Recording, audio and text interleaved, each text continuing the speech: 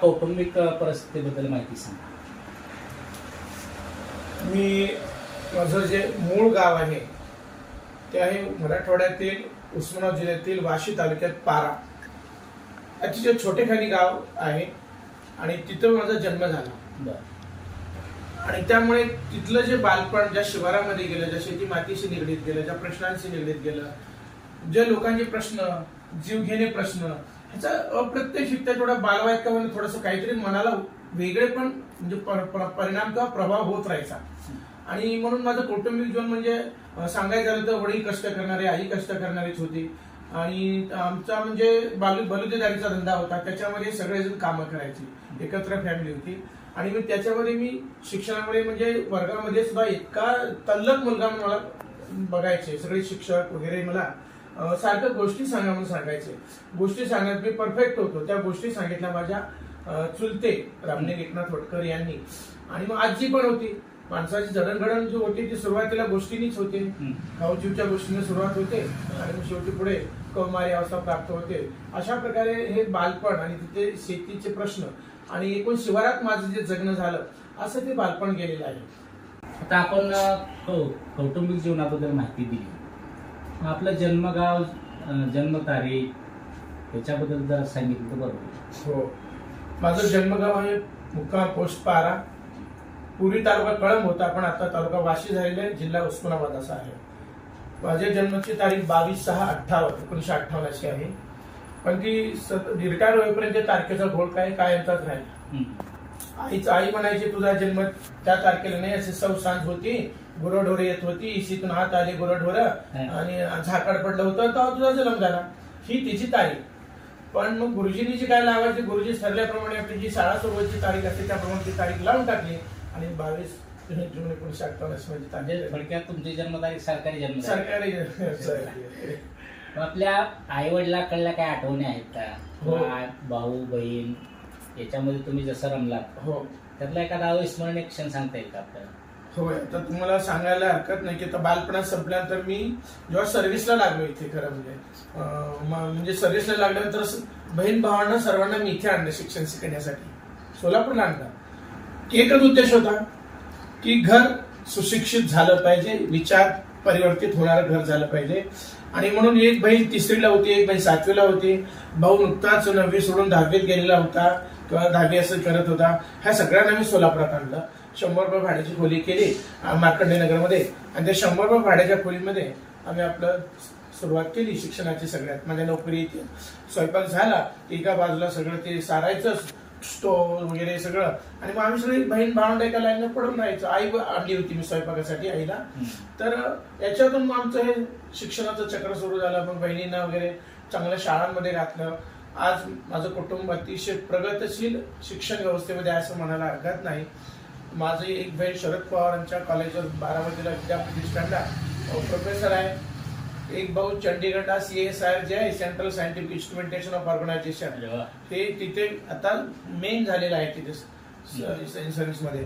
NCL वगैरे पुण्याचं जे आहे ना त्यांच्या अंडरचे, म्हणजे बेंगलोरची जे आहे नासा, इस्रोच्या अंडर हे सगळे प्रयोगशाळा चालतात, तिथं तो आहे. आणि दुसरी बहीण प्रोफेसर आहे, एक बहीण MA BEd झालेला आहे, दुसरी बहीण मुख्याध्यापिका होती शिर्डीला. असं सगळं कुटुंब इथं घर आणल्यामुळे लोक शिकले आणि वेगळा विचार, वेगळी दिशा घेऊन ते कुटुंबात समावेश झाले आणि आता ते चांगलं जीवन जगतायत असं मला दिसून येतं. बालपणाची एखादी अशी आठवण सांगता येईल का तुम्हाला? हो, म्हणजे बालपणी तुम्ही खेळत बागडत असताना एखादी विशिष्ट अशी आठवण आहे का तुमची? होय, आहे. म्हणजे आता दुष्काळ एक भाग होता. दुष्काळामध्ये म्हणजे मी काहीतरी 7वीला होतो. दुष्काळामध्ये मी बराचशी खांद्याला जायचो.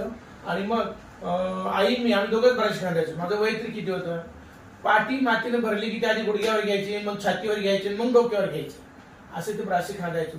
मग मी पैसे साठवत गेलो. मला चादर घ्यायची होती झोपाय पांघरायला. आम्ही कधी चादर, मी एका ठिकाणी काय DK कुलकर्णी माझे सर होते इंग्लिशचे, ते परिवर्तन विचारता माणूस होता. एकदा त्यांनी सगळ्याची तर राहत होती, मला घरी बोलवलं, गादीवर बसवलं त्यांनी लगेच मला. म्हणजे कुठलाही दुजाभाव केला नाही. विद्यार्थी गादीवर होती तर ती चादर बघितली, अंडा केवढं भारी पांघरायला म्हणलं आपल्याला अशी चादर घ्यायची. असं ठरवून मग मी काय केलं, पैसे साठत राहील. मग वडील मात्र विरोध करायचे, तुला काय करते चादर घेऊन, उगा झोप, खायला अन्न नाही असलं तर बोलत राहील. पण मग एक दिवस मी काय लकडा लावून रडून पडून आईचं त्या दोघांची खटका खटकी याच्यातून चादर आणली. किती 30 रुपयाला काहीतरी आणली ती चादर मोठी घालून. आणल्यानंतर आम्ही बऱ्याच खांद्याला एक दिवस हिवाळ्याचे दिवस होते, चादर घेऊन गेलो, असं गोंडाळून जायचो सकाळी सकाळी चादर घेऊन. आणि दुपारी आम्ही जेव्हा सुटलो का बाबूच्या झाडाखाली जेवलो केलो, मी झोपी गेलो. आई तेवढं बराचशी खांदत होती. मग आईला हाक मारली, उठ ना, किती वेळ झोपतोस आता. उठलो की बऱ्याच खांद्याला आलो, बऱ्याची खांदा पाठी घेतली आणि घरला. चादर मात्र तिथंच राहील. घरी आलो कळ. बराचशी खाण्याचा आता तुम्ही जो अनुभव सांगितला, म्हणजे थोडक्यात मला असं म्हणायचं आहे की प्रतिकूल परिस्थितीमध्ये तुमचं सगळं बालपण गेलेलं आहे. भयंकर भयंकर. आणि सगळ्यात महत्वाचं म्हणजे ती चादर तिथं राहिली म्हणलं तर वडिलांनी कंदील पेटवला रात्रीचा तेवढ्या साधारण म्हणजे 10 किंवा 10:30 वाटलं. त्या रानात गेलो दोघं, कुठे चादर तिथे चादरच नव्हती जागा. मग माझ्या शेजारी कोण कोण खांदत होते बरेचसे, त्यांना जाऊन गावात दुसऱ्याच विचारलं, कोणी पत्ता लागत. ते जे वेदना आहेत, वेदना आणि विद्रोह बालपणातलं असं एवढंच नाही. तर दुष्काळामध्ये काय व्हायचं, लोकांना अन्न खायला नसायचं ना सर. दुष्काळ आमचा भयानक महाभयानक बघितला मी दुष्काळ. माझ्या पिढीनं इतका भयानक की आजच्या पिढीला माहित नाही. दुष्काळामध्ये अन्न मिळत नसतं. लोक काय करायचे, मी बघायचो डोळ्यानं शाळेतून येता जाता, पोटाला बांधायचे चिरकुट, भूक लागून म्हणून. म्हातारी माणसं. बालपणी बराचसे खाणारा मुलगा ते सोलापूर मधल्या एका प्रतिष्ठित कॉलेजचा प्राध्यापक, असा तुमचा एक प्रवास आहे. हो, अनेक कामं केली मी. तेच काय महाविद्यालयीन जीवनामध्ये जेव्हा मी बीडला गेलो शिकायला, त्यावेळेला मी, ते तुम्हाला कल्पना असेल, पूर्वी पोस्टाच्या बॅगा पोत्याच्या होत्या, आपल्या गोनपाटाच्या होत्या, आता ते सिमेंटच्या आल्या. तर मला तिथं एका नारायणकर होते पोस्ट मास्तर राजुरी बेसला, ते माझे रिलेटिव्ह होते. त्यांनी मला कामाला लावलं पोस्टामध्ये. 5 रुपये रोज होता. काय करायचं, ते पोस्ट ऑफिस पुसायचं, करायचं, माठात मानी भरायचं, हे सगळं करायचं. आणि उलट त्या जेवढ्या बॅगा शहरातल्या पोस्टातून येतील हेड पोस्टाला, त्या एका ट्रॉली होती त्यांची जाळीची, त्यात भरायच्या. आणि मी पलीकडं पोस्ट ऑफिस मध्ये मोठा रोड, औरंगाबाद सोलापूर हायवे, तो ओलांडून इकडे आणायचं स्टँडमध्ये. ते काय म्हणते, ते बॅगा लादलेलं, आणि एका खिडकीजवळ लावायचं. आणि जी गाडी आली कुठली सोलापूर, म्हणजे सोलापूर गाडी घ्यायची, ती बॅग घ्यायची, त्या कंडक्टरला द्यायची आणि त्याची सही घ्यायची. असं त्या त्या गावच्या बॅगा मी पोच करायचो. पुन्हा ती गाडी, ती जाळी जी असते ते आणून पोस्टात जमा, पुन्हा भरायची, पुन्हा जायचं. हेच काम मी दिवसभर करायचो. 150 रुपये महिना मला किती मिळत होता. तर अशा प्रकारे पोस्टात कामं केली. नंतर बीडला एक दूध डेअरी निर्माण झाली. आता आजही दूध डेअरी आपल्या सोलापूर रोडलाच आहे दूध डेअरी. मग तिथं एक सतीश साहेब नावाचा पंजाबचा अधिकारी होता, तो त्या पोस्टात यायचा. आणि पोस्ट मास्टर नारायणकर, इस बच्चे के लिए कुछ काम है क्या, देखो जरा. अच्छा क्या नाम है बेटे, त्यांनी हिंदी मध्ये बोलतो तसं. तर कला अशोक चौक हे तिकडच्या मोमीनपुऱ्यामध्ये आवडलं. गेलो आणि लगेच मला 5 रुपये रोज पुन्हा ठरवला. जा वो इनके पास जाओ, गुजरातचा इंजिनियर होता, त्याच्याकडे काम करायला सांगितलं. तर ते पैसे अशी मिळायचे. आणि कसं होतं, सकाळी खोलीवर स्वयंपाक करायचा, हाताने स्वयंपाक करून जगलो सगळं मी. पूर्ण BEd पर्यंत शिक्षण 11वी आहे हाताने स्वयंपाक. काही थोडस एखादा वर्ष मी हॉस्टेलला राहिलो. मग ते जायला तिथं 8ला गाठवा लागायचं. ते 3 किलोमीटर तो 3 का 3.5 किलोमीटर होते. आणि जाताना नदी आडवी लागायची, असायची बिंदुसरा. मग त्या गार पाण्यात पाय टाकायला पडायचं. एकदम कुचलो. हा सगळा काळ म्हणजे किती, साधारण वय किती होतं? साधारणपणे माझा काळ होता 12वी ते फर्स्ट इयर, असा आहे 2 काळ. 12ला काय असेल वय, 19 वर्ष, 18-19 वर्षाच्या काळामध्ये हे सगळं चालू. प्राथमिक शिक्षण गावातच झालं. गावात झालं. माध्यमिक शिक्षण देखील गावातच झालं. 1 वर्ष फक्त वडिलांनी मला बीडला कुठलं विनायक विद्यालयाला ठेवलं, पण पुन्हा मी राहिलो नाही तिथं, पुन्हा आणलं त्यांनी मला इथे. असा हा प्राथमिक माध्यमिक गावातच झालं. आणि महाविद्यालयाला मी बीडला गेलो शिकायला, बलबीर महाविद्यालय बीड. इथे मी 11वी ते MA पर्यंत शिकलो. MA नंतर तुम्ही नोकरी जॉईन केली? नोकरी जॉईन केली नाही. MA नंतर मी BEd केलं इथं सोलापूरला, कस्तुरबाई BEd कॉलेज. त्याच्यानंतर डायरेक्ट अपॉइंटमेंट. आपले आवडते गुरु, या संबंध प्रवासामध्ये आपले आवडते गुरु म्हणून कोण राहिले? प्राथमिकपासून शेवट महाविद्यालय, अनेक गुरु माणसाला पावला भेटत असतात. गुरु शिष्याचं नातं इतकं एकनिष्ठ आहे की एक नाळ दोन जीव अशा प्रकारचं ते नातं असतं. तर त्याच्यामुळे सगळ्यात मला बाळासाहेब बोरसे हे मराठी विषयाचे प्राध्यापक होते.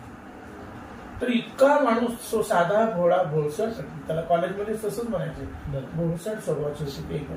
आणि मग मला त्यांनी इतकं वाचायला द्यायला लागले, स्वतःच ग्रंथालयात पण मिळायला लागलं. कारण मूळ असं झालं की मी गाजायला लागलो, माझी नावं सगळीकडे, पेपर लिहू लागलो, कथा लिहू लागलो. प्राचार्य बी शिंदे, वारले परवा बिचारे, डॉक्टर बी शिंदे एमपीएससीचे चेअरमन होते. बरं. हा, डॉक्टर बी शिंदे, गणिताची पीएचडी होती त्यांनी. आणि मग त्यांनी त्या ग्रंथपाल राजपूतला सांगितलं, अर्जुन मटकरला ग्रंथालयात कुठंही फिरण्याचा अधिकार द्या, खाली नोटीस पाडून दिली. ते लोक मला अडवत नव्हते, कारण विद्यार्थ्याला कुठं आता असतं, विद्यार्थ्याला खिडकीतून पुस्तकं असतात. मग मी स्वतः कपडे उघडायचो, पाहिजे पुस्तकं नाही. वाचनाचं समृद्ध भांडवल मला तिथं बोरसे सरांनी दिल्या परवानगी मिळत. हा, नाही बोरसे सर नाही, डॉक्टर बी शिंदे प्राचार्यांनी दिली खाली परवानगी. पण जवळचे म्हणजे बोरसे सर या अर्थाने की त्यांनी मला मार्गदर्शन करायचे, कथा कशी लिहावी, काय करावे, जीवन वगैरे सगळं. आणि पुढे काय झालं, मी कसं तरी BA झालो आणि आता शिक्षण आपण घेऊ शकत नाही. हा मनाची थांबगाट वाढली, घरचं 18 विश्व दारिद्र्य, 5 पत्रे खोलीत सगळे लोक राहायचे. आता आपण नोकरी केली पाहिजे, म्हणजे नोकरीशिवाय गत्यंतर नाही. म्हणून मी सरळ गावाकडे आलो. गावाकडे पारा गावाकडे आलो. मला आता शिकायचंच नाही ना, सोडूनच दिलं ना शिक्षण. मग राहिलो, जून महिना उजाडला, कॉलेज सुरू झालं. आणि मग त्यांना बोरसे सरला कळलं की अर्जुन शिक्षण सोडून गावाकडे गेले. त्यांनी पत्र पाठवलं, तू का सोडून गेला कॉलेज, तू जसा असेल तसा माझ्या घरी ये. पहिला संपाळ 1 वर्ष मार्गदर्शन केलं. आणि मग त्याच्यानंतर मी 1 वर्ष तिथे पहिलं वर्ष काढलं कसं तरी. सेकंड इयरला मात्र मी हॉस्टेलला गेलो. नुकतंच तिथं काय झालं होतं, हॉस्टेल निघालं होतं, सरकारी हॉस्टेल निघालं होतं मोमिनपुऱ्यामध्ये. आणि त्याचं उद्घाटन विलासराव देशमुख, कलेक्टर संदीप बागचे त्यांच्या हस्ते होतं. आणि अँकरिंग मला करायची तिथं त्या उद्घाटनाला, एका मोठ्या गोडाऊनमध्ये ते हॉस्टेल सुरू झालं. आणि मग त्यापासून यांनी मला सतत बाळासाहेब बोरसे मार्गदर्शन केलं. एवढंवरच नाही भागले, तर त्यांनी माझ्यासाठी एक लेख लिहिलाय आणि तो दिवाळी आला. माझ्या स्वतःवर लेख लिहिला की माझ्या आयुष्यात कसा विद्यार्थी आला. शिक्षकांना विद्यार्थी लिहिला लेख खूप भाग्यवान आहे सर. विद्यार्थी लिहितो शिक्षकावर, शिक्षकांनी विद्यार्थ्यावर लिहावा मोठे पण तुमचं आहे.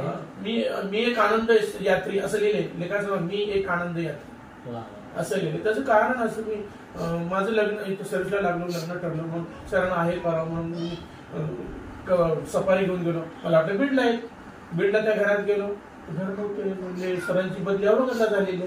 मग पुन्हा गाडी तिथली धरली, आवडला त्यांच्या घर शोधून काढलं, गेलो, इस्टेलाईला पैसे दिले 200 रुपये, ड्रेस सेवा टाकला आणि तो ड्रेस घाल माझ्या लग्नाला सोडला आहे.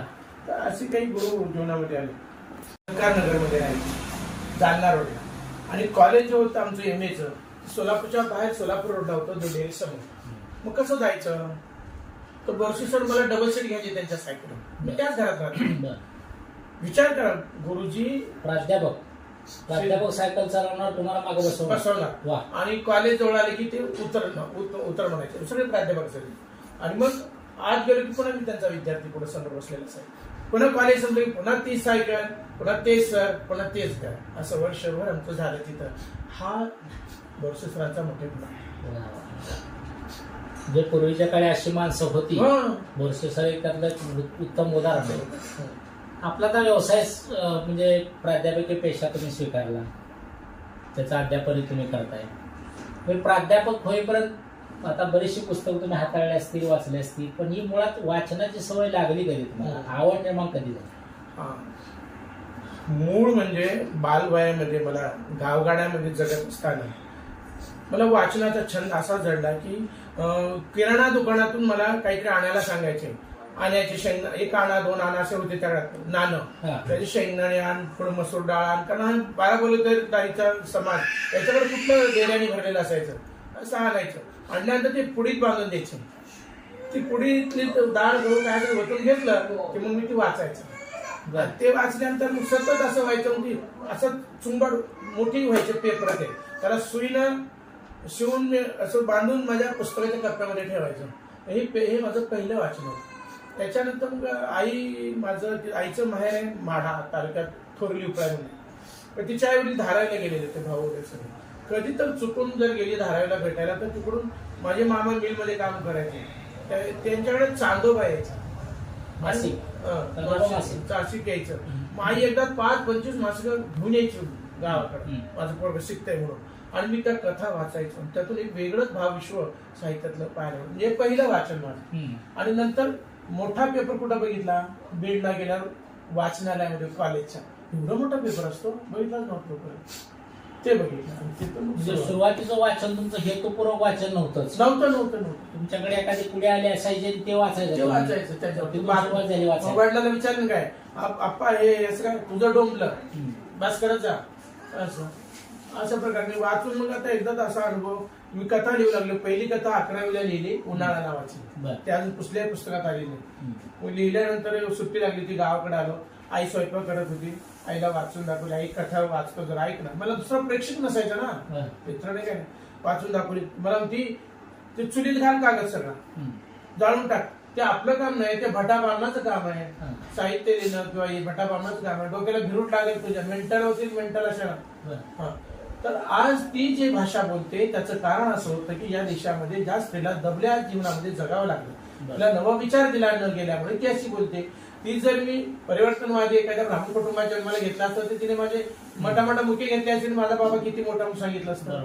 असं आता आपण वाचत गेला, पुढे तुमचं व्यक्तिमत्व विकसित होत गेलं, पण आपल्यावर असं एखादं पुस्तक आहे का की ज्याचा प्रभाव पडला? हो, त्या कॉलेजच्या महाविद्यालयाच्या जीवनामध्ये मला रारम बोरण्याची पाचोळा ही कादंबरी अतिशय प्रभावी ठरली माझ्या. एका रात्रीमध्ये वाचून काढली. आता जसं आजारी पडलेलं तसंच त्यावेळेला कादंबरी रात्रभर वाचली होती. रात्री वरी फट होती दरवाजा, त्यातून गार वारे यायचं थंडीच्या दिवशी. तर पाचोळा मला फार आवडते आणि ते माझ्या गावगाड्यातल्या जीवनावर आधारित होती. रारम बोरणे याची. आपलं मित्र परिवार, आपली साहित्यातली मैत्री याच्याविषयी काय सांगता येईल आपल्याला? मित्र परिवार असा माझा फारसा नाहीये. मी असा आहे, माझ्या हातापुरती लढाई घेईल. काय माझा स्वभावच असा आहे की कुणाला लागून चालून करायचं, जी करायचं हे कोणातच पिंडात नसल्यामुळे आपण जे आपलं आहे ते तसंच. आपण लेखनाकडे कसा वळला, लेखन करावं असं कधी वाटलं तुम्हाला? कधी म्हणजे शांत प्रेरणा कधी? लहानपणी सुरुवात तिथून झाली. गावाकडे गिरण्या नव्हत्या, आमच्या गावात गिरण्या नव्हत्या. आई उठायची, ते रोजचं माप जे असतं शेर अर्धा शेर घ्यायची आणि दळायला बसायची. मग मी हातून झोपलेला असायचं, तिच्या आवाजाने उठायची, तिच्या मांडीवर जाऊन डोकं टेपायची. गाणी म्हणायची, ओव्या म्हणायची, जात्यावरची गाणी, सोया भुलरी सगळं म्हणायचं. ते माझ्या आयुष्यात कानात जायचं. काहीतरी गलबन येतात, वेगळे पण व्हायचं. मग तिथं दळण थांबलं मग मी उठाय हळूच उचलून बाजूला ठेवायचं. ते उठायचं, तांब्या घ्यायचं, टावेल घ्यायचं आणि एकनाथ मारायचं विहिरीवर, आंघोळीला जायचं. मोठीचं पाणी यायचं. तर आई माझ्या खऱ्या लेखनाची प्रेरणा आई आहे. तिच्या ह्या गाण्यातून मला प्रेरणा मिळत गेली. आपण आणि अजून एक की लिहावं असं वाटायचं. वडील माझी बिडी वाटायची, त्यांना बिडीचं फार छंद. आणि बरीच वर्ष, मला वाटतं 15 वर्ष ते ग्रामपंचायतचे सदस्य होते. तर त्यांची गावातल्या मोठ्या लोकांमध्ये उठबस होती सगळं. पण ती बिडी मला आवडायची नाही. मग आपण वाटायचं की काही लिहावं, पुस्तक लिहावं, त्या पुस्तकाला बिडी हे नाव द्यावं. त्यात बार वयाचं वाटायचं लयच बिडी वाटतं थोडी बिडीचा, बिडी हे पुस्तक लिहा. आणि अशा काही घटना, ते नाव उपरोधिक द्यावं असं वाटत होतं का तुम्हाला त्या बिडीबद्दल खरंच विशेष कौतुक होतं? नाही, कौतुक नाही, उपरोधिक पद्धतीने. बिडी कशाला वाटायची असं वाटायचं मला. पण तू त्यांचा लहानपणापासून, त्यांचे वडील लहानपणी वारले होते, त्यांनी वडील बघितलेले नाहीये, त्यांचे वडील. त्यातून हे असं थोडंसं होत गेलं. आणि पुढे मग मी काहीतरी लिहावं. माझी पहिली कथा मला सांगितलं उन्हाळा ही कथा, ही पहिलं लेखन माझं. गावाकडे माझ्या शेजारी 2-3 घर सोडून ज्ञानबा वारीक एक कुटुंब राहतो. त्याला 2 बायका होत्या. एकीचं नाव होतं लक्ष्मी, एकीचं नाव होतं पदी. तर तो त्या एका बाईला लय त्रास द्यायचा, तिला छळ करायचा वगैरे.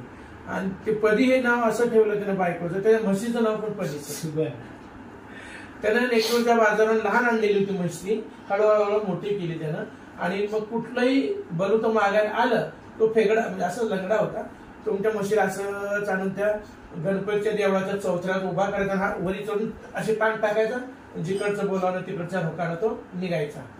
तर ती मग बघून मला वाटलं की आपण या बाईवर कथा लिहावी. पण तिच्या जीवनाची ती कथा लिहिली, पहिली उन्हाळा. तिच्या आयुष्यात सगळा उन्हाळाच उन्हाळा, असं एक पहिलं लेखन माझं. आणि पुढे कॉलेजला गेल्यावर विकसित झालं मला सगळं, म्हणजे जास्तीत जास्त. उन्हाळा ही तुमची वृत्तपत्रातली पहिली कथा आहे. हो, अगदी अगदी. आणि असं पुस्तक रूपानं जे कलाकृती एखादी तुमची जी हो पुढे आली, हो हो. कोणती कलाकृती पुढे आली? सोलापूरला अखिल भारतीय मराठी साहित्य संमेलन पार पडले. अध्यक्ष मारुती चितमपल्लीवर आणि माझ्याकडे बाळासाहेब बोरसे माझे गुरु आले, नवराबाई गुरु, ते साहित्य संमेलन सतत हजेरीला होता. आणि मग आम्ही 2 दिवस राहिले, 2-3 दिवस माझ्याकडे मी पाहुणचार केला. एक दिवस म्हणजे अर्जुन, ते तू लिहिलेल्या कथा आहेत का रे? म्हटलं आहे. कुठे आहे? मी प्लॅस्टिक मध्ये गुंडाळून त्याचं बाळ माळ्यावर टाकून दिलं होतं. बरं म्हणजे आणबर ते काढ, ह्याच हॉलमध्ये आणून मी काढली, त्यांनी मांडी घातली, त्याला हातानं धोपटलं, धूळ काढली, उघडून बघितलं, त्यात कथा सगळ्यामध्ये जुने. आणि मग ते म्हणले चल बरं डीटीपीला टाकू. डीटीपी म्हणजे काय मला माहितच नाही. म्हणजे काय सर? मी त्यांना म्हणलं अरे डीटीपी म्हणजे टायपिंगला टाकू, असं असं असं. मग आहे का तुझं ओळखीचं कोणी? तर मी मंगळवार बाजारात फिश आणायला जायचो आणि त्या वाटेमध्ये खमितकर नावाचं एक दुकान बघितलेलं होतं.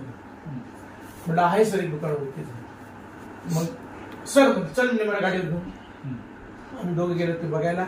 मॅडम यांनी घरात थांबले. मग त्यांची त्या मुलाची ओळख निघाली, माझा भावाचा क्लासमेट होता खमितकर. मग त्यांनी मला टायपिंग करून दिलं. मी त्या दुरुस्त केल्याने एक लक्षात ठेवलं, हे 4 फेब्रुवारीला औरंगाबादला ये, माझ्या मुलाचं रिसेप्शन आहे आणि तुझे गुरु वासुदेव मुलाटे दुसरे गुरु ते प्रकाशक बनलेले, मी तुला त्यांनी मदत केली थोडी, तर ते तुझं पुस्तक नक्की काढतील. आणि मग त्यांच्याकडे गेलो, घेऊन सगळं तुंबण नावाचं पहिलं पुस्तक. मग गेलो, तुम्ही अरे अर्जुन तू दुसरीकडेच काढ, ते नेहमी असंच बोलून गेले. मग त्यांनी पुन्हा म्हणले ठीक आहे मी काढतो. काढल्यानंतर त्यांच्याकडे दिलं, त्यांनी सुरू केलं डीटीपी काय असतं वगैरे. आणि मी त्याला नाव दिलं होतं होरपार. कारण म्हणजे अर्जुन ह्याच्यात मला तुंबण कथा फार सुंदर आहे, आपण तिचंच नाव दिलं. ठीक आहे सर म्हणून. तर त्यांनी ते पुस्तक मला नाव दिलं तुंबण, आणि ते पुस्तक बाजारात आलं. आल्यानंतर एक दिवस मी कॉलेजला गेलेलो होतो, पोस्टाने 5 प्रती आल्या घरी. मी घरात नव्हतो. मिसेस काय करायची त्यावेळेला टीव्हीवरचं बघून कसे पदार्थ बनवतात वगैरे लिहून काढायचे वगैरे. मी आलो, तुम्हाला म्हणते मी हातपाय घेतले, डोळे झाकून किचनमध्ये चालू. लगेच लक्षात आलं काही पदार्थ बनवला असेल ते मला दाखवणार किंवा खावायचं. मग मी त्या खोलीतून ह्याच खोलीत तिकडे असा डोळे दाखवून आलो. उघडू नका डोळे, नाही.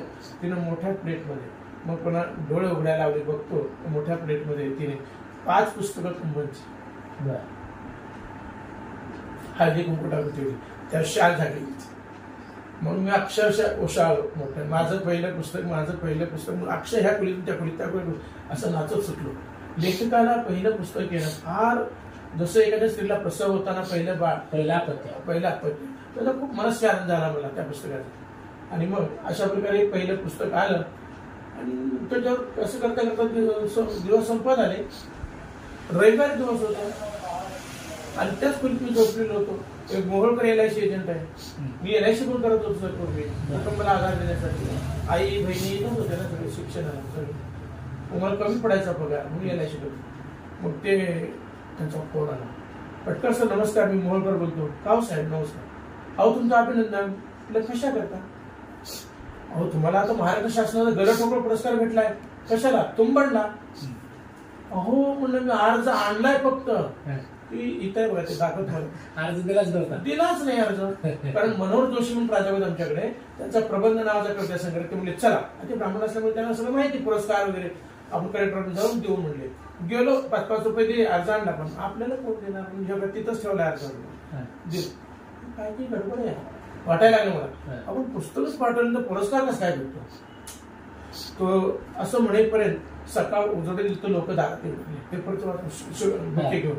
पहिले मनोहर जोशी आले, पुन्हा राजशेखर शिंदे आले, असे सगळे लोक येऊन चालले. मी केलं माझ्या मुलांना जावर बाहेर पेपरांचा काय भानगड सगळे त्याच्यावर गेला. तर पहिल्याच पाठावर माझी फोटो व मापावर मी महेंद्र तिघांना पुरस्कार. काय झालं त्याला कळलं, भीती वाटायली की मी तर नाही पाठवलं. गप बसलो. रविवार गेला. सोमवारी कॉलेजला गेलो. कॉलेज 11 वाजता संपत होतं. पिरियड केले, सगळे केले. 11 वाजता कॉलेजमधून बाहेर पडून एक 6,500 फुटावर गेलो असेल, 500 फुटावर.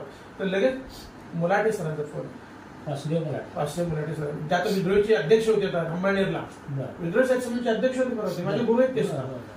अर्जुन तुझं अभिनंदन. म्हणलं काय सर, आणि तुला पुरस्कार भेटला ना शासनाचा. मी नाही पाठवलं सर ते पुस्तक, कसं काय भेटलं मला. अरे ते तुझं काम नसतं बाळा, ते प्रकाशकाचं काम असतं. आमच्या प्रकाशन संस्थेला फक्त श्रेय मिळतं ना सरकारी पुरस्कार मिळाल्यानंतर. मी पाठवलं होतं तुझं पुस्तक, तेव्हा माहित झालं की प्रकाशकाने ते पुस्तक पाठवलं. मराठी सरांची प्रकाशन संस्था होती, स्वरूप प्रकाशन, त्यांनीच काढलं होतं पहिलं पुस्तक. आणि पुरस्कार पहिल्याच पुस्तकाला पुरस्कार भेटला सर. मला म्हणले अर्जुन, लेखक लिहून लिहून मातीत जातात पण शासनाचा पुरस्कार मिळत नाही. आणि ते वाक्य त्यांचं. आणि तुझ्या पहिल्याच पुस्तकाला महाराष्ट्र शासनाचा पुरस्कार. मग नांदेडला आम्हाला तो अशोक चव्हाणांच्या हस्ते दिला गेला. मग आमची सोय काय, ते आनंद होता. भल्या मोठ्या हॉटेलवर कर्मचारी बॅगा उचलायला वगैरे फार सुंदर. अशोक चव्हाण मुख्यमंत्री होते हा, आणि भूषण गागराणी सचिव होते. आणि माझ्यासमोर मग उमा कुलकर्णी उतरल्या होत्या, दया पवारांची मुलगी प्रज्ञा पवार उतरलेल्या होत्या. असा सगळा एक माहोल होता सगळं त्या. तो आनंद वेगळा. या पुरस्काराला म्हणजे पुस्तकाला पुरस्कार प्राप्त झाला, पहिल्याच पुस्तकाला पुरस्कार म्हणजे मोठी एक आनंदाची पर्वणी होती तुमच्यासाठी. आश्चर्याचा धक्का पण तेवढा. हो, वाचकांच्या या संदर्भात काय प्रतिक्रिया आल्या का? हो निश्चितच. कारण ह्याच्यात जे जीवन मांडले, अनेक लोक मला फोन करतात, तुम्हाला आमचं जीवन कसं काय कळलं, हे माझं आहे तुम्हाला कसं कळलं, असेच लोक सांगतात. रत्नाबा कुमारच्या कारखान्यात एक माणूस स्वयंपाक आचार्य म्हणला मी. तो म्हणला साहेब असं काय लिहिलंय, माझं कसं काय तुम्हाला एवढा नाम कळलं, तुम्ही सोलापूरला काय. हे असं म्हणजे साहित्य काय करतं तर तुमच्या प्रश्न त्यात मांडले की तुमच्या हृदयाला जाऊन भेटतं. लेखकाचं साहित्य जर वाचकाच्या हृदयाला भेटलं तर ते अतिउत्तम. नंतर अशी लई माणसं आता मला ते नाव काढ. इकडे पुणे जिल्ह्यातून एक फोन आला, तुमचं मी हे वाचलं, त्यात ते वाक्य किती छान आहे वगैरे, असे सतत फोन येत राहतात. आतापर्यंत किती वाङ्मय निर्मिती झाली? फार वाङ्मय अशी निर्मिती फार मोठ्या व्हायला पाहिजे होती. तर माझ्याकडे 5-6 पुस्तकं आहेत फक्त माझी लिहिलेली. आता आत्मचरित्र एक येते माझं, त्यावेळी ते एक आहे. म्हणजे कावळ्यांची सुगी एक आहे, कुंभण पहिलं कावळ्यांची सुगी. कावळ्यांची सुगी शेतकऱ्याच्या आत्महत्यावर आहे. मी विचार केलो की शेतकऱ्याच्या आत्महत्या भयानक होत आहेत. मग मेलेल्या माणसाचं जे आहे ते कावळ्यालाच भरपूर खायला मिळते. चांगल्या माणसाला मिळत पण कावळ्याला सगळं ठेवतो ना आपण. अशी कथा एक बीज 8-10 दिवस मी कॉलेजला जाताना डोक्यात येतात, कशी लिहायची कथा, कशी लिहायची कथा असं. आणि मग ती कावळ्याची सुगी जन्माला आली. मग कावळे दाखवले, तुम्ही जर वाचले असेल ना, त्यातले नायक एक कावळा कावळी ठेवलेले आहे. आणि ते संपूर्ण फिरत, त्याचं प्रकाशन अंदर माझी सगळी पुस्तकं सुशीलकुमार शिंदे साहेब गृहमंत्री असताना, ऊर्जा मंत्री असताना या काळामध्ये प्रकाशित झालेली आहेत. त्यावेळेला भारत शासन एका कार्यक्रमाचे अध्यक्ष होते, भास्कर चंदनशिव वक्ते होते, प्रणितीताई उपस्थित होत्या माझ्या कार्यक्रमात. अशी ती पुस्तके प्रकाशित. नंतर माझं गाजलेलं पुस्तक म्हणजे आता सध्या मुक्या जंगलाची गाडी. ते पुस्तक माझ्या डोक्यात आलं, पर्यावरणावर काहीतरी लिहावं म्हणलं. पर्यावरणाची खूप ना, मी प्रवास जेव्हा करतो ना, लोक बघा ना एसटी मध्ये काय करतात, त्याच्या खांद्यावर डोकं टाक, तिकडून काहीतरी सोड घालातून काहीतरी चालल्यासारखं एखादी. मी ते वाचत बी नाही, काही लोक वाचतात, मी बघत असतो फक्त खिडकीतून बघायचं. निसर्ग, पशु पक्षी, प्राणी, ऊन वारा यांचे बदलते स्वरूप जे आहे ते बघत असतो. आणि मी याच्यातून म्हणजे ग्रंथ माझ्या हातून गेला आणि त्याला महाराष्ट्र शासनाने कैलासवासी पंजाबराव देशमुख पर्यावरण पुरस्कार, साहित्य अकादमीचा पुरस्कार दिला. म्हणजे या पुस्तकांना राज्य सरकारचे पुरस्कार तुम्हाला अगदी तसे महाराष्ट्रात भरपूर आहे. पण अनेक मानाचे पुरस्कार या पुस्तकांना प्राप्त झाले. तुमचं त्याबद्दल अभिनंदन आहे, कौतुक आहे. आता जे चाललेलं लेखन आहे चालू असलेलं तुमचं, त्याच्याबद्दल काय सांगा? आता माझं आहे ते आत्मचरित्र आहे, त्याचं नाव चलबट आहे. तर ते ग्रंथालय दिले पाठवून, ते काय अजून पण हाताशी घेणं झाले, थोडं पुढे पुढे पुढे चाललेलं आहे. आणि ते येणं फार गरजेचं आहे. गावगड्यातला माणूस कसा शिकतो, कसा संघर्ष करतो, आणि तो आयुष्यात कुठपर्यंत येतो, बहीण भावांना घेऊन कसा जगतो. आजची समाज व्यवस्था अशी आहे की आपलं आपलं पाहणारे आहे. पण तो मुलगा जो ग्रामीण भागातून आला, मला आश्चर्य वाटते सर, जेव्हा मला नोकरी लागली नाही तेव्हा मी रजेचा अर्ज लगेच दिला आणि मार्कंडे नगरमध्ये नागापूर पुस्तकाकडे 100 रुपये भाड्याची खोली केली आणि गावाकडे गेलो. गावाकडे गेलो आणि आई वडिलांना म्हणलं, आईला म्हणलं, आई भांडी पत्यात भर, पीठ कुटमीठ घे, चल मी शाळेत चालू. शाळेत गेलो आणि मला ह्यांचे दाखले पाहिजे सगळं पीठ भाव. अरे कशाला, चांगलं शिकतोय नाही तर शिकू दे ना, ऍडव्हान्स म्हणून लागले.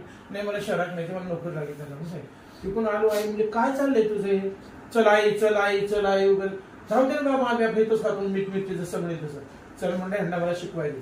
माहिनं भांडी कुठे पाटा वरवडा सुद्धा आणले, माझ्याकडे पडलेला आहे. पाटा वरवडा घेतला तिनं, सगळं घेतलं आणि मग आम्ही एकच्या गाडीनं सगळं गावातले लोक वाटं लावायला लागले स्टँडवर आणि आम्ही एक कळंबला आलो. कळंबून माझं गाव सोलापूर गाडी आली, त्या गाडीने सोलापूरला उतरलो स्टँडवर. आता कसं जायचं, मग त्यावेळेला 20 रुपये भाड्याची बैलगाडी केली. म्हणजे त्यात सगळे बसले, बहीण भाऊ कधीची घटना साधारण 1985. म्हणजे आता बघा मी 15 जुलै 1985 जॉईन झालो, ते काही 2-4 दिवसाच घटना आहे. 2-4 मग झालं ते दाखले बिकले सगळे घेतले, छातीशी मी आवडून त्यांचे आणि आलो. स्टँडला उतरलो होतं तर कसं नाही 20 रुपये भाड्याची बैलगाडी ठरवली ती यायची. मार्कंडेमध्ये यायचं नागापूर. मी बहीण भावंड सगळे बसले. मी एसटी डायरेक्ट पुढे आलो कुंठाण्याला. आणि मग त्यानंतर तिथं मग इथून मागून बैलगाडी बऱ्याच छोड्यानं आली. मग घरी नेलं. मग आईनं बरंच दुट्ट बांधून आणलं भाकरीचं, ते खाल्ल्याने वाकडा हातरल्या.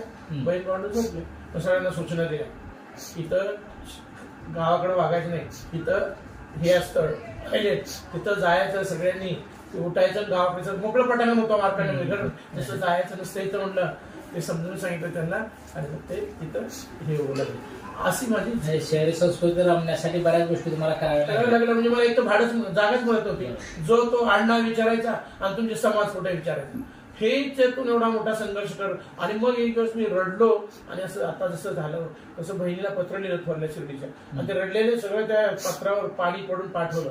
आई वडिलांनी माझ्यावर तेवढी जबाबदारी सोडली, मला खोली मिळत नाही सारी, आणि म्हणून ते पत्र त्यांना पाठवलं. म्हणजे इतक्या वेदनेने खोली घेताना सुद्धा तुमचा खूप त्रास संघर्ष, स्पृश्यता त्यावेळी खूप खूप आपल्या लेखनाचा नेमका हेतू वाचकांना कळलाय असं तुम्हाला वाटतं? हो, निश्चित वाटतं. कारण मी सामाजिक प्रश्न जे मांडलेले आता बघा, कावळ्याची सुगी किती सुंदर कथा, किंवा तुम्ही माझी बळी कथाचं वाचल्या सावित्रीबाईचं जे मांडलंय किती वेगळ्या प्रश्न. कुठल्या वर्गात शिकली ग सरस्वती, मला आता आठवत नाही बाया, खुरपीताना बायका बोलताय, पण सावित्री मात्र शिकली ग. महात्मा फुल्यांनी तिला शिकवलंय म्हणून आपल्याला तिला शिकवलं म्हणून आपण शिकलो, या बोलतात बायका. हे परिवर्तन आहे ना त्याच्यामधलं. असं कावळ्या सुगी असेल, तो कावळ्या सुगी शेतकऱ्याच्या आत्महत्येचा प्रश्न मी त्याच्यातून मांडला. आताही तुमचं जे नॉन ग्रँट आयुष्य, जे शिक्षक थोड्या पगारावर जगतात, त्याला नाव दिलं मी त्याला नॉन ग्रँट आयुष्य. एखाद्या शिक्षकाला पगारच नसेल आणि ते ग्रँटेबलच पोस्ट होत नसेल, त्याचं आयुष्य म्हणजे नॉन ग्रँट आयुष्य. तर माझ्या गावामध्ये खोले नावाचे शिक्षक होते, ते वाणी समाजाचे, ते टेलरिंग पण करायचे.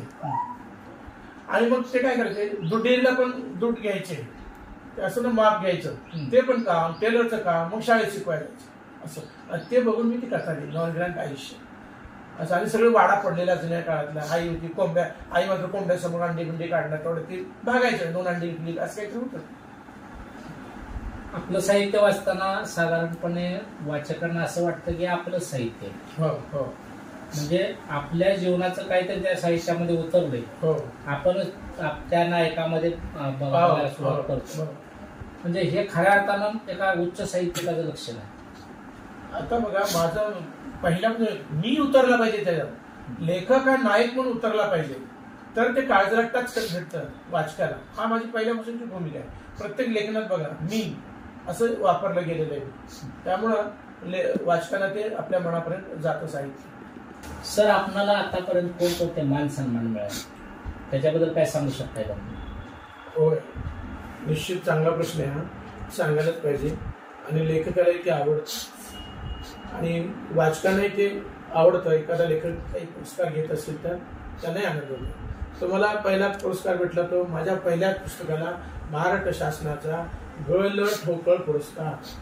तर त्याचा आनंद तर काही वेगळाच होता की मी मगाशी सांगितलं की मी पुस्तक पाठवलेलं नव्हतं शासनाने, ते प्रकाशकांनी पाठवलं होतं. डॉक्टर वासुदेव मुलाटे स्वरूप प्रकाशनचे, त्यांनी काढलं होतं पुस्तक आणि ते पुरस्कार त्यात मला मिळाला, डिक्लेअर झाला. विषय म्हणजे त्यात इतका आनंदाचं पहिलं पुस्तक हो. त्यांनी बघा इतकी आमची सोय केली. इथून आम्ही एसटीने गेलो, गेल्यानंतर माझी मुलं, मी गेलो. प्रामाणिकपणा माझ्याकडे एवढा, मी फक्त मिसेसचा आणि माझंच ते भाव भरला तिकिटाच्या पैशासाठी. तो क्लार्क म्हणलं इकडे सर किती जण आलं, म्हणजे 4 जण आहे. टरा भाव फाडला त्यानं, लिहा म्हणलं 4 नाव सगळं, 2 जण घ्या म्हणलं तुम्ही. 4 नावं लिहिली, तेवढं त्यानं मला भाडं दिलं. अशा चांगल्या हॉटेलवर उतरवलं. काय म्हणलं साहित्यामध्ये मला आनंद मिळाला. पहिलेच पुरस्कार, कारण ज्या घरात खायला अन्न नाही, आमचे भाकरीचे प्रश्न महत्वाचे आहेत, जगण्याची लढाई आहे चालू, तिथं हा पुरस्कार. म्हणजे अर्थात मी सर्व्हिसला लागल्यानंतर आहे म्हणजे, पण अगोदरचं जीवन तसं होतं. तर खूप मला आनंद झाला. आणि विषय म्हणजे माझ्या बॅगा उचलायला माणसं काय बघत होतो मी, स्टँडपर्यंत पोहोचवायला देखील माणसं होती. तर हे अतिशय चांगला अशोक चव्हाण आदरणीय मुख्यमंत्री त्यांच्या हस्ते तो पुरस्कार दिला गेला. तर तो एक पहिला पुरस्कार झाला. त्याच्यानंतर लगेच निमगाव मगराचा इथला अकोला जवळचा माळशिरस तालुक्यातला पुरस्कार भेटला. त्यांनी मला गेस्ट हाऊसवर ठेवलं होतं, त्यांनी छान पुरस्कार दिला. टेंबे म्हणून कोणतरी कारखान्याचे होते, मेन काय म्हणतात त्यांनी त्यांनी मग कार पाठवली, मला टेम्पोने गाणं सोडलं आणि दोघं भेटून गेलो होतो. असे पुरस्कार तिथून जे सुरू झाले. पण काय झालं, त्याच्यानंतर माझा हा मुक्या जंगलाची गर्जना हा पर्यावरणाचं पुस्तक. आता काल सुद्धा जे दायनबालाचे येऊन गेले लोक, तर त्यांना पर्यावरणावर लिहायचं आहे आणि हे पुस्तक अतिशय चांगलं आहे त्यांचं मत. त्यांनी अशी दोघांच्या खाली मुलाखत घेतली. तर तोही पुरस्कार मला दत्ता भोले पण विद्यापीठात आहे सोलापूर. माझा मित्र लहान आहे, तो एवढा असेल. त्यांनी मला लगेच म्हणला, सर अभिनंदन कशाबद्दल, आज तुमच्या मुख्याच्या मुलाकडच्या शासनाचा 1 लाखाचा पुरस्कार. अरे बापरे म्हणलं, टाक लवकर मला व्हॉट्सअपला. त्यानं लगेच टाकलं, नाव बघितलं, किती आनंद असेल. तो एक आनंद. आणि सगळ्यात महत्वाचं ते पुस्तक मी ग्रंथालयाकडे दिलं होतं छापायला. 2 वर्ष गेल्यानंतर मला एक फोन आला दुपारी 4 वाजता. त्या आनंदाच्या गोष्टी. 4 वाजता आला फोन की अर्जुन प्रकाशन मुंबई. हा, अर्जुन बोलता. म्हणलं हो, तुमचं मुख्य जंगलाची गर्जना पुस्तक आम्ही घेतलेलं आहे, थोड्या दिवसात काढून. मिसेस पार्टीमध्ये धुणत होतो का हौदाकडे काम कळतच गेलो. आणि मला इतका मनुष्य आनंद झाला की ग्रंथालय सारखं प्रकाशन माझे पुस्तक काढतं, हा एक अति असा आनंद होता. आणि पुढे चालून मला हे शासनाचा 1 लाखाचा मिळाला. ते पण मला दादरला नेऊन ठेवलं त्या लोकांनी, चांगल्या हॉटेलवर, गाडी, सगळ्या लेखकांना न्यायला गाड्या होत्या त्या मोठमोठ्या टुरिस्ट सारख्या गाड्या, तिथं नेलं. आणि तिथून आम्हाला राज्यपालाकडे आधीच आमची सगळी माहिती गेलेली होती, आधार कार्ड, पॅन कार्ड, सगळ्या गोष्टी डिटेल्स गेलेल्या होत्या. मी माझ्या मुलासाठी पण नाव घातलं होतं. म्हणजे सर जर दोघांनाच अलाउड केलं राज्यपालाच्या तिथं तर मुलाला बाहेर थांबवायला. ठीक आहे. आम्ही गेलो, राज्यपालाचं राजभवन बघण्यात आला, तिथं भाषणं झाली, फार सुंदर. योगाकडे असा पहिल्या रांगेत मी बसलो. विनोद तावडे मंत्री होते शिक्षण सांस्कृतिक. म्हणले आम्ही सरकारनं मराठी भाषेसाठी काय करावं सांगायचं. म्हटलं असं आहे, बोला सर. मी म्हटलं साहेब, महाराष्ट्राच्या परगण्यामध्ये लोकसाहित्य खूप पडलेलं आहे, ते त्याच्यासाठी स्वतंत्र विद्यापीठ काढावं. आणि नाही काढता आलं तर प्रत्येक विद्यापीठात एक अध्यासन केंद्र सुरू करावं आणि तिथल्या प्राध्यापकाला सांगावं की तुम्ही ते गोळा करा. ते 2 मिळत नाही, पुढच्या पिढीला तो साठा होईल धनाचा. असं त्यांनी ते PRS लिहून गेले. आमचं फार चांगलं लिहून घेतलं, पुढे काय झालं काय माहित नाही. तर हे मुख्य जंगलाच्या गरजेच्या अशी तपासणी, एक तपासायचे पोलीस, आम्हाला एक खाली उतरायचे, तपासून न्यायचे सगळं, मग पुढे सोडायचे राजभवन. हा एक वेगळा अनुभव. तर हे मुख्य. आणि नंतर यशवंतराव सभागृह आहे तिथे मुंबईला, तिथं हा पुरस्कार वितरण सोहळा होता. आणि मग गेलो तर तिथं स्टार TV ना त्यांची मुलाखत, तिथं सेंटर बोर्ड मला लगेच बोलवलं. मग त्यांनी बोली भाषेत काही प्रश्न विचारले, मला त्या विचारले. आणि बोलला चाफ्याचं फुल कसं असतं हे पहिलं मी बघितलं तिथे. कधी 2017 मध्ये. माझं वय काय असेल बघा. त्यामुळे देव चाफा सुद्धा माहित नाही आम्हाला. गावाकडची रानटी फुलं माहिती आहेत. मी गावाकडे बघितलं, बायका खुरपायला गेल्या जाताना असं चिलारी फुलांची फुलं काढायच्या तोडून आणि त्याच्या बुचड्या तसं खावायच्या. ती त्यांचा आनंद होता. स्त्रीला शृंगार आवडतो, नटायला आवडतो स्त्री. ह्यांचा देव चाफा. अरे म्हणलं ह्याला म्हणजे का देव चाफा की असं नाही झालं. तर असं ते पुरस्कार. मग नंतर ह्याला भेटला साहित्य अकादमी. ते ऐकूनच मी करो, कारण बाबा साहित्याकडे साधा पुरस्कार नेतो. कवी महाराज तांबे हे ग्वाल्हेरच्या राजाकडे राजकवी म्हणून काम करतो. त्यांच्या नावानं ते पुरस्कार त्यांनी चाललं. त्याला मला सांगितलं की वाशिमला या म्हणे, गाडी घेऊन या, गाडीचं भाडं पण हॉटेलवर उतरलं सगळं. मला करोना झाला होता आणि मी खूप भीत होतो. सगळं करतो तुमचं भाडं गाडीचं, तुम्हाला मानधन सगळं. नाही गेलो तिथं काय करू म्हणे आपण. एकाच लेखाला गेलो, त्यांनी मला पोस्टान पाठवून दिला पुरस्कार. तर असे पुरस्कार नंतर महाराष्ट्रातले अनेक बाकीचे सगळीकडचे वेगळे पुरस्कार. सगळे तेवढ्यात तन्मयतेने प्रत्येक पुरस्काराला महत्व असतं. पण शासनाच्याला थोडंसं अवर म्हटलं जातं, कारण किती बघा महाराष्ट्र एवढा मोठा आहे की 60-70 समस्त मराठी जनाच्या वतीनं तो पुरस्कार आहे. किती 70 मध्ये दिला जातो, 60-70 मध्ये. मराठी केवढा मोठा केटी लेखक आहे. आपल्या सोलापूर जिल्ह्यात कवी काढले तरी 5,000. मराठी केवढा मोठा आहे. तर असेही 3 पुरस्कार मानाचे भेटले. आणि आज सोलापूर शहरात सुद्धा मला 3 पुरस्कार असणारा ते कमी काय आहे. आता नवीन लेखकांना तुम्ही काय संदेश द्याल? वाचन करावं, सामाजिक प्रश्नांकडे लक्ष द्यावं, बदलतं जे जीवन आहे त्याच्याकडे पाहावं. तुम्ही मोबाईलवर वगैरे लिहून उपयोगाचं नाही, ते टिकत नाही, राहत नाही. प्रिंट मीडिया शिल्लक राहतं. आता तुम्हाला असं PhD करता तर तुम्ही ग्रंथालयात जाता का नाही, ग्रंथ शोधून काढता का नाही? म्हणजे प्रिंट मीडिया किती मोलाचा असतो. ते पण लोक काय करतात, ह्याच्यावर पोस्ट टाकतात, कोणी वाचत नाही, लगेच अतिशय भारी, अतिशय सुंदर, वाचलं का नुसतंच मन सांभाळण्यासाठी अतिशय भारी वास्तव सत्य लिहायचं द्यायचं टाकून, असं होता कामा नये. तर प्रिंट मीडियाकडेच राहावं आणि लेखन समाजाभिमुख करावं. नव्या प्रश्नांची जी उकल करायची असेल तर जीवनाकडे आणि समाजाकडे नीट बघावं. ज्वलंत प्रश्न हाताळावे आणि त्यातून काहीतरी नवनिर्मिती व्हावी, हा असं थोडक्यात तुमच्या बोलण्यात. अगदी अगदी अगदी खरं. आपण वेळ दिला, आमच्याशी विद्वत साधला, खूप मजा आहे. आपल्या साहित्याबद्दल जाणून घेण्यात खूप आनंद वाटला. धन्यवाद. धन्यवाद सर, धन्यवाद. तुम्ही इथपर्यंत आलात, मुलाखत घेतली, खूप बरं वाटलं.